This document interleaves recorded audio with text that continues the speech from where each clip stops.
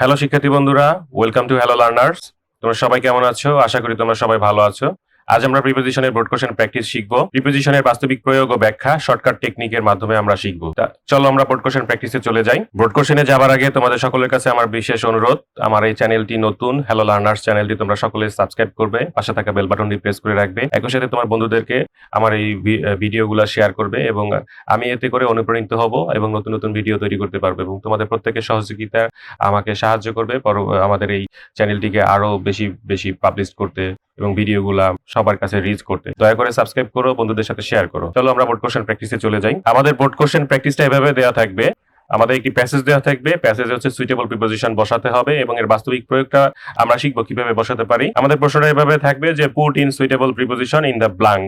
আমাদের প্রশ্ন এভাবে দেওয়া থাকবে এবং একটি প্যাসেজ দেওয়া থাকবে। প্যাসেজটি এরকম হবে যে man has an unquenchable trust dash knowledge, he is never satisfied dash what he has known and seen. For this he set out dash traveling, but it needs a lot of money and patience.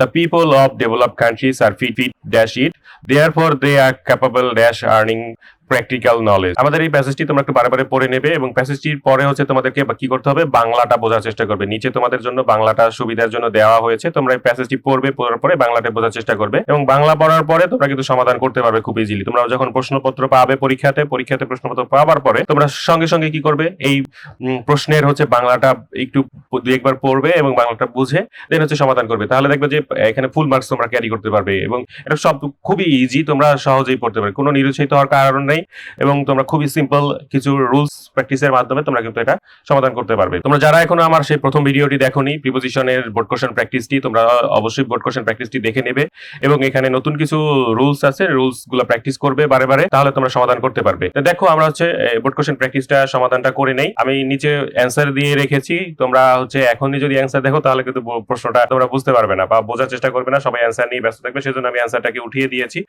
তোমরা দেখো হচ্ছে man has an unquenchable thrust dash knowledge, he is never satisfied dash what he has known and seen. For this he set out dash travel, but it need a lot of money and patience. So the people of the developed countries are fit dash it, therefore they are capable dash earning practical knowledge. আমরা প্রশ্ন পড়ার সাথে সাথে কিন্তু অনেক উত্তর চলে আসে।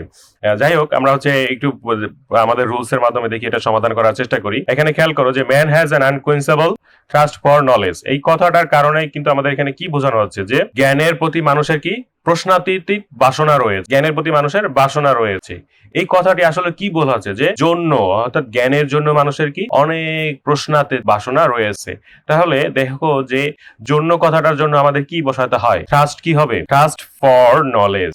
আমরা এখানে কি বসাবো, ফর বসাবো, যে man has an unquenchable thrust for knowledge, এখানে থ্রাস্ট ফর নলেজ বসাতে হবে। কেন হচ্ছে এখানে পুরো প্রশ্নটা হচ্ছে আমাদের জন্য কথাটা বলা হয়েছে। এবং নেক্সটে চলে যায়, he is dash never satisfied dash what he has known and seen. এখানে খেয়াল করো যে he is never satisfied dash what he has known and seen. এই অর্থ হচ্ছে যে সে যা জেনেছে এবং দেখেছে তা সে কখনো পরিতুষ্ট নয়। শূন্যস্থানে নিয়ে কথাটা বোঝানো হয়েছে, শব্দটির ব্যবহার করলেই কিন্তু আমাদের উত্তরটা সম্পূর্ণ হয়ে যাবে। নিয়ে, এখানে দেখো যে he is never satisfied dash, এখানে কিন্তু মানে স্যাটিসফাইড উইথ কথাটা কিন্তু অটোমেটিক্যালি চলে আসে যে আমাদের এই শূন্যস্থানটাকে যে নিয়ে বা সহ বোঝাতে কিন্তু উইথ ব্যবহার করা হয়।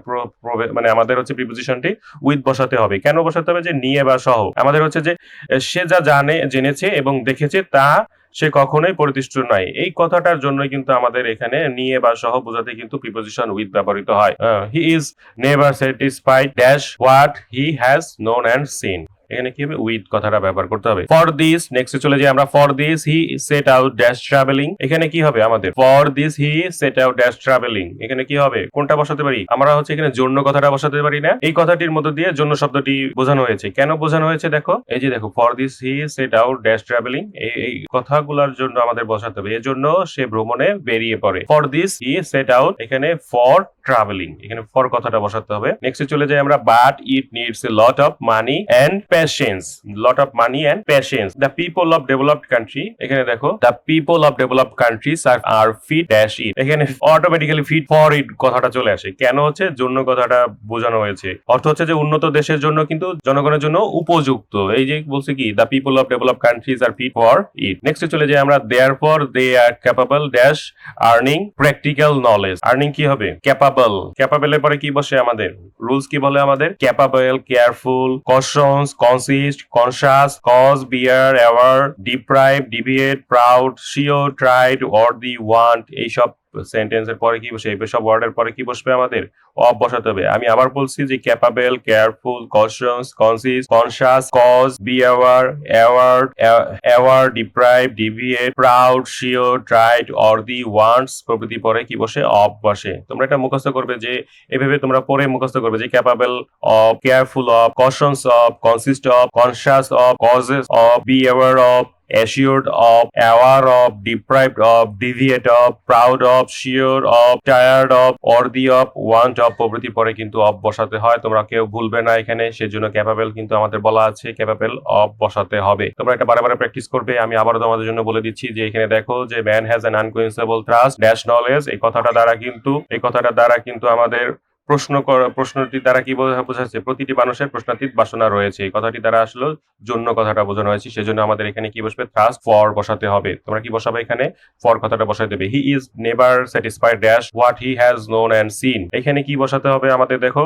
এইখানে হচ্ছে যে নিয়ে বা সহ, এখানে অর্থটা হচ্ছে যে সে যা জেনেছে এবং দেখেছে তা সে কখনোই পরিতুষ্ট নয়। কি দিয়ে? এখানে দেখো আমাদের satisfied with what he has known and seen, সে জেনেছে দেখেছে তা নিয়ে সে কখনোই পরিতুষ্ট নয়। For this he set out dash travelling, এখানে এই কারণে বা জন্য সে বেরিয়ে পড়েছে। তাহলে কি হবে? এজন্য সে ভ্রমণে বেরিয়ে পড়েছে। তাহলে ট্রাভেলিং এখানে কি হবে? ফর হবে। ফর কথাটা দ্বারা ট্রাভেলিং হবে। এইখানে পুরো যে প্যাসেজটা আছে ফরকে বেশি গুরুত্ব দেওয়া হয়েছে। But it never a lot of money and but it needs a lot of money and patience. The people of developed countries are fit for it. এখানে ফর কথাটা হচ্ছে জন্য, এই জন্য কিন্তু এখানে বলা আছে যে উন্নত দেশের জনগণদের জন্য কিন্তু এই ধরনের ট্রিপ বা জার্নিটা প্রয়োজন, সেজন্য কিন্তু তারা এখানে ফর বসিয়েছে। এবং নেক্সটে চলে যাই, আমরা জানি আমাদের রুলস আছে এরকম যে অ্যাপ্রোপ্রিয়েট প্রিপোজিশনের ক্ষেত্রে যে capable of, careful of, cautious of, consist of, conscious of, causes of, be aware of, assured of, aware of, deprived of, deviate of, proud of, sure of, tired of, or the of, want of প্রভৃতি পরে কি বসে? সবকিছুতে of বসাতে হবে। সেজন্য আমাদের কিন্তু ক্যাপাবলের কারণে কিন্তু অফ বসাতে হবে। আশা করি তোমরা এটা বারে বারে প্র্যাকটিস করলে অবশ্যই তোমরা শিখতে পারবে। এটা খুবই সহজ এবং খুব ইজি। তাই তোমাদের কাছে আবারও আমার একটি বিশেষ অনুরোধ থাকবে, আমার এই চ্যানেলটিকে, হ্যালো লার্নার্স চ্যানেলটিকে সাবস্ক্রাইব করবে, পাশে থাকা বেল বাটনটি প্রেস করবে, বন্ধুদের সাথে শেয়ার করবে এবং তোমার যত বন্ধু আছে সবাইকে রিকোয়েস্ট করবে আমার এই চ্যানেলটি যাতে সাবস্ক্রাইব করে। তোমাদের প্রত্যেকের সহযোগিতা আমাকে অনুপ্রাণিত করবে পরবর্তী ভিডিও তৈরি করার জন্য এবং আমার এই চ্যানেলটি যাতে তোমাদের দ্বারা আরো বড় হয় এবং প্রত্যেকটা মানুষের কাছে যেন পৌঁছে। ধন্যবাদ তোমাদেরকে সহযোগিতা করার জন্য। Thank you all of you.